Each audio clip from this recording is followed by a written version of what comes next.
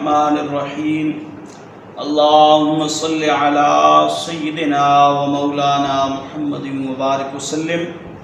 عزیز طلباء کرام، کل آپ کے سامنے نماز کے فرائض بیان کیے تھے اور آج انشاءاللہ العزیز نماز کے مستحبات، جو مستحبات نماز ہے، نماز کے جو مستحب ہیں وہ آپ کے سامنے گوش گزار کیے جائیں گے۔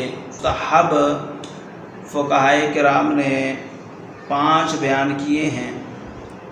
سب سے پہلا مستحب یہ ہے کہ آپ نے اپنے آستینوں سے ہتھیلیوں کا نکالنا، آستینوں سے ہتھیلیوں کا کیا کرنا، نکالنا۔ اس کے بعد دوسرا مستحب یہ ہے کہ رکوع و سجود میں 3 سے زائد مرتبہ تکبیرات کا کہنا، 3 مرتبہ جو ہے تسبیحات کہیں۔ لیکن مستحب طریقہ کیا ہے؟ مستحب طریقہ یہ ہے کہ 3 سے زائد مرتبہ جو ہے تکبیرات جو ہے کہی جائے۔ فرماتے ہیں کہ حالت قیام کے اندر، حالت قیام میں آپ نے اپنی نظر کو سجدے والی جگہ پہ رکھنا ہے، یعنی جب آپ نماز ادا کر رہے ہوں تو آپ کی نظر کہیں اور مقام پر نہ ہو بلکہ سجدے کے مقام پر ہو۔ ایسے ہی جب آپ رکوع میں ہوں تو رکوع میں آپ کی نظر کہاں ہونی چاہیے؟ فقہا فرماتے ہیں کہ رکوع میں آپ کی نظر قدموں کی پشت پر ہونی چاہیے، قدموں کی پشت پر ہونی چاہیے۔ جب آپ جو ہے تشہد کی حالت میں ہوں یا جلسے میں ہوں تو پھر آپ کی نظر اپنی گود پر ہونی چاہیے، گود میں آپ کی نظر ہونی چاہیے۔ حالت سجدہ میں ہوں تو آپ کی نظر جو ہے ناک کے سرے پر ہونی چاہیے۔ اور اس کے بعد فرماتے ہیں کہ اگر نمازی نماز ادا کر رہا ہے تو جب سلام پھیرے گا تو پھر اس کی نظر کہاں ہونی چاہیے؟ فرماتے ہیں کہ سلام پھیرتے وقت اس کی نظر کندھوں پر ہونی چاہیے، یعنی جسے مونڈے کہا جاتا ہے، اس پر نظر ہونی چاہیے۔ بعض لوگ جو ہے وہ نمازیوں کی طرف دیکھتے رہتے ہیں یا جب سلام پھیرتے ہیں تو سلام پھیرتے وقت مسجد کے کونوں کی طرف نظر جو ہے اپنی وہ جو ہے اس نظر دہراتے ہیں، لیکن یہ ایسا کرنا درست نہیں ہے۔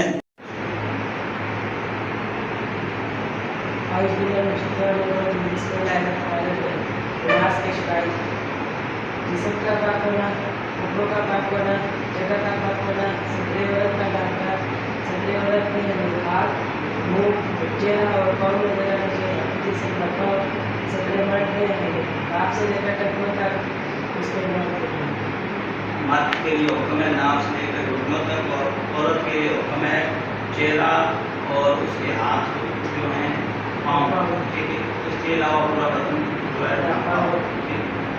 نماز کا وقت ہوگا قبلہ میں کرنا نیت کرنا۔ اعوذ باللہ من الشیطان الرجیم، بسم اللہ الرحمن الرحیم۔ نماز کے فرائض: تکبیر تحریمہ، قیام، قرات، رکوع، سجدہ، قعدہ، ٹھیرا اور اپنے ارادے سے نماز۔ اللہم صلی علی سیدنا و مولانا محمد مبارک وسلم۔ عزیز طلباء کرام، آج جس مسئلے کے بارے میں آپ کو اجاگر کیا جائے گا وہ مسئلہ ہے ختم نبوت کا۔ لیکن چونکہ ہم مسلمان ہیں، جیسے ہمارے لیے یہ سیکھنا لازمی ہے کہ اللہ ہے، تو ایسے ہی ہمارے لیے یہ بھی سیکھنا لازمی ہے کہ نبی پاک صلی اللہ علیہ وسلم اللہ کے آخری نبی ہیں، اللہ کے آخری نبی ہیں۔ جس طرح حضور علیہ السلام کی رحمت للعالمین میں ہمیں شک نہیں کہ حضور علیہ السلام کو کائنات کے لیے رحمت بن کر آئے، ایسے ہی حضور علیہ السلام کی خاتم النبیین میں بھی ہمیں شک نہیں۔ اللہ کے پیارے قرآن نے واضح طور پہ ارشاد فرمایا کہ ما کان محمد ابا احد من رجالکم ولکن رسول اللہ و خاتم النبیین۔ محمد صلی اللہ علیہ وسلم مردوں میں سے کسی کے باپ نہیں، اور کیا ہیں؟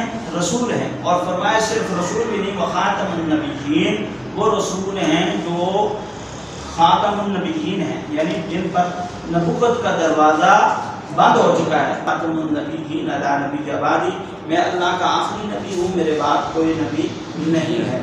تو عزیز طلباء کرام، اللہ کے پیارے محبوب صلی اللہ علیہ وسلم اس کائنات میں آخری نبی بن کر تشریف فرما، 200 سے زائد مرتبہ جو ہے حضور علیہ السلام کی حدیث مبارکہ ختم نبوت کا پہرے دار ہیں، اور وہ اس بات کی دلیل ہیں کہ حضور علیہ السلام کے بعد کوئی نبی نہیں آئے گا. تو اس لیے ہمیں نبی پاک صاحب اللاق صلی اللہ علیہ وآلہ وسلم کی ختم نبوت اور آپ علیہ السلام کی ناموس سے رسالت کی ہمہ وقت جو ہے اس کی تابعداری کرنی چاہیے، فرما برداری کرنی چاہیے، اور اللہ تعالیٰ ہمیں حضور علیہ السلام کی غلامی میں جو ہے ہر غلامی میں مرنا نصیب فرمائے، غلامی میں مرنا نصیب فرمائے. یہ بہت بڑی بات ہے.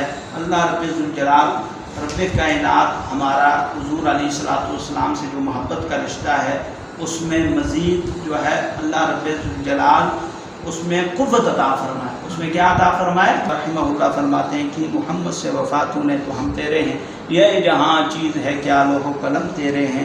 محمد کی غلامی دین حق کی شرط اول ہے، اسی میں ہو خامی تو سب کچھ نہ مکمل ہے. وما علینا الا البلاغ. اللہم صلی علی سیدنا و مولانا محمد مبارک وسلم. عزیز طلباء کرام، کل کا ہمارا جو سبق تھا وہ فرائض نماز تھا. آپ کو اس بات سے متنبہ باخبر کیا تھا کہ کل جو فرائض نماز ہیں وہ 14 ہیں، جن میں سے 7 جو ہیں وہ شرائط نماز ہیں اور 7 فرائض نماز ہیں.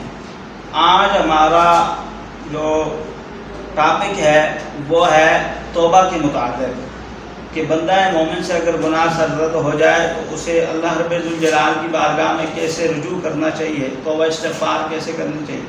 اللہ تعالیٰ کا قرآن ارشاد فرماتا ہے کہ یا ایھا الذین آمنوا توبوا الی اللہ توبۃ نصوحا. ایمان والوں سے مخاطب ہوتا ہے کہ توبہ کرو، اور ایسی توبہ کرو جو پکی توبہ ہو. کیا توبہ ہو؟ پکی توبہ ہو. بنی اسرائیل کے ایک شخص کے بارے میں آتا ہے، بخاری شریف کے اندر ہے، 99 انسان کا قاتل تھا. اس غرض و غایت سے نکلا کہ میں اللہ رب ذوالجلال کی بارگاہ میں جو ماضی کے جتنے بھی گناہ کیے، فسق و فجور میں جتنی بھی زندگی گزاری، ظلم و ستم میں جتنی زندگی گزاری، میں ظالم رہا، فاسق رہا، فاجر رہا، تو میں آج اللہ رب ذوالجلال کی بارگاہ میں یہ تہیہ کرتا ہوں کہ آئندہ کے بعد جو آئندہ والی زندگی ہے، بقیہ جو ایام ہیں، انہیں میں نے جو ہے اللہ کے فرما برداری میں، اللہ کی تابعداری میں، اللہ کی اطاعت میں اس زندگی کو بسر کرنا ہے. تو راستے میں ایک شخص سے ملاقات ہوتی ہے، اسے کہتے ہیں کہ میں 99 انسان کا قاتل ہوں.